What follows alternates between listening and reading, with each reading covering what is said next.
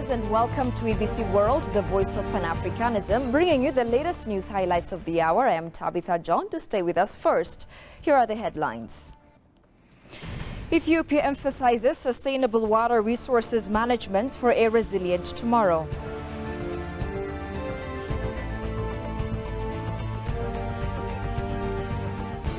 And top leaders from the Middle East and Europe convened in Cairo to de-escalate Israel-Hamas conflict.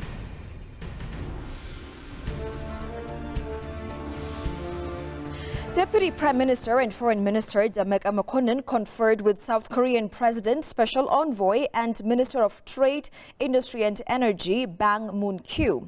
Demeke welcomed the Special Envoy and praised the bilateral relations between Ethiopia and the Republic of South Korea, according to Ministry of Foreign Affairs. Having lauded the historical relations between the two countries, Demeke congratulated South Korea for its election as non-permanent member of the United Nations Security Council effective from 2024. Recalling the 60th anniversary of the establishment of formal diplomatic relations between Ethiopia and South Korea, the Special Envoy expressed his honor to visit Ethiopia. He came with a high-level delegation composed of the Vice President of the Korean Import and Export Exim Bank, representatives of LG Company and other textile and chemical companies. He also expressed his country's desire to invest in Ethiopia in various fields. The Special Envoy pointed out that the Korean Import and Export Exim Bank would avail $900 million low interest and long-term loan to Ethiopia, it was learned.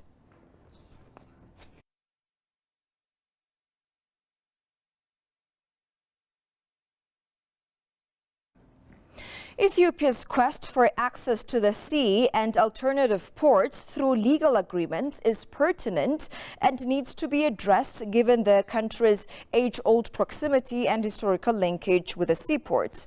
Scholars from Haramaya, Jimma and Gambela universities said that it is appropriate to strongly work on accessing port facilities through agreements, amicable negotiations and mutual equity, with due respect to the sovereignty of port-owning neighboring countries. Instructor and researcher at Haramaya University, Dr. Retta Duguma told ENA that Ethiopia has been using Adulis, Massawa and Asab ports for ages by developing the facilities. He remarked that, as the past history of the country indicates, Ethiopia has never been a landlocked country and had stronger economic bondage with these ports.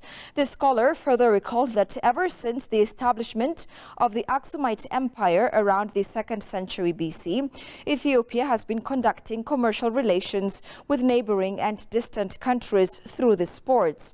Dr. Retta added that Ethiopia had invested huge amounts of wealth on these ports, including her investments on the port of Asab in the 1950s.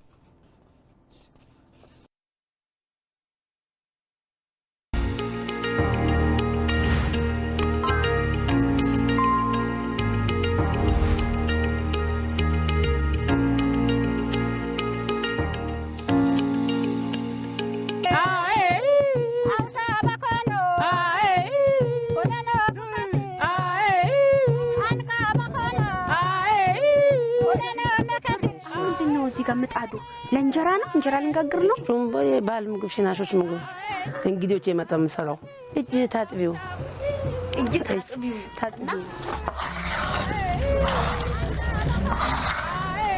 ሻካራነቱ ደስ ሲል አለ በለዛ ለጭምቦ ወደ እንትኑ ደቃቃው አይሆን ከደቀቀ አይሆንም ታውፍሪዋለሽ በዚህ መልኩ ተለቅልቋል ይሄው ራሱ ነው እየበሰለ ያለው አሁን ደግሞ አክምባሎ ማብሰያው ራሱ ሸክላ ነው ግሏል እዚህ ሚገርም ነው በቃ ከላይ ሳይ በቃ በጋለው ምጣድ ላይ ብቻ እንደዚህ ይደረጋል እንደዚህ ሁሉም ጋር ማዳረስ ሁሉ ላይ ማዳረስ እዚህ ደግሞ እንደዚህ ተገልበጥ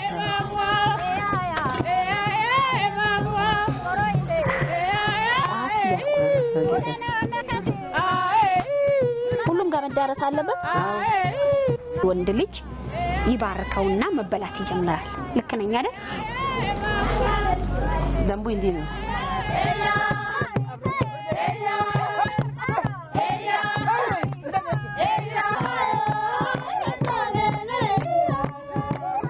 ልጃገረዶች የሚለዩበት ይሄኛው ልጃገረዶች የሚያረጉት ነው። ይሄ ባሪጉሮ ግን ማንኛውም ሴት ያረጋል። ማንኛውም ወጣት እቺን መጀንጀን ይችላል። ይሄ ባሪጉሮ ብቻ ያደረገ ሴት ግን ባሪጉሮ ብቻ ከሆነ እቺ ቀይ ምልክት ከሌላት መንካቴም ራሱ አንድ ምልክት ነው ማለት ነው። ይሄ ከሌለ በቃ መታጨት ይችላል።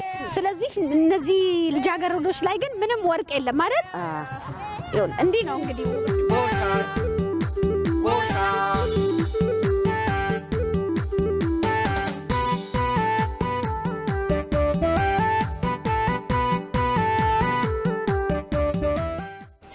Welcome back. The Ministry of Water and Energy said Ethiopia is actively pursuing sustainable water resources management.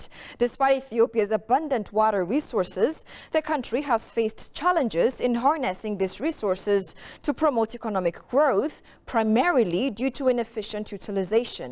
Recognizing this issue, the Ethiopian Ministry of Water and Energy has taken steps to address it and is making significant progress in sustainable water resources management.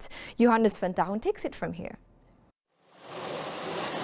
Although Ethiopia is a country with sufficient water resources, various sources stated that it has not used its water resources in a way that leads to economic growth due to inefficient use of water. The Minister of Water and Energy said it is working effectively on sustainable water resource management. Sustainable water resource management means, there are different needs in terms of water, because the environment, the human being and the economy requires water, that's why. So there are needs from different aspects. Balancing those needs is called sustainable water source management. According to Asmamo, Ethiopia is exerting numerous efforts focusing on ensuring use of water resource fairly, economically and with considering the coming generations. There are three things that we have to focus when we are focusing about the integrated water source management. One is just a sociable, equitable water utilization is a very important aspect. The other one is economic efficiency of water, maximizing economic efficiency, because we have to gradually changing, how to use the water itself. The other one is considering the coming generation, water has to remain for the coming generation, and sustaining the environment, sustaining the ecosystem is a very important aspect when we are discussing about the integrated water source management. The Ethiopian Ministry of Water and Energy is actively promoting integrated water resource management, ensuring a fair allocation of water for various purposes. Water allocation is one of the important aspects in water source management. Water has to be allocated for different uses, for hydropower, for water supply and sanitation, for irrigations, for tourism. Water has to be allocated. That's why, So it means we have to gather informations in terms of quantity and the quality of the groundwater as well as the surface water and so on. And finally, in international news, the United Nations says it hopes a second aid convoy can be sent into Gaza Monday. 20 lorries went in 2 weeks after the Israel-Gaza war ignited. Gaza has been under extensive bombardment since Hamas attacked Israel. Shagao Yamato has more from the BBC. A number of leaders from the Middle East and Europe have convened in Cairo, Egypt for a summit to discuss the potential de-escalation of the Israel-Hamas war.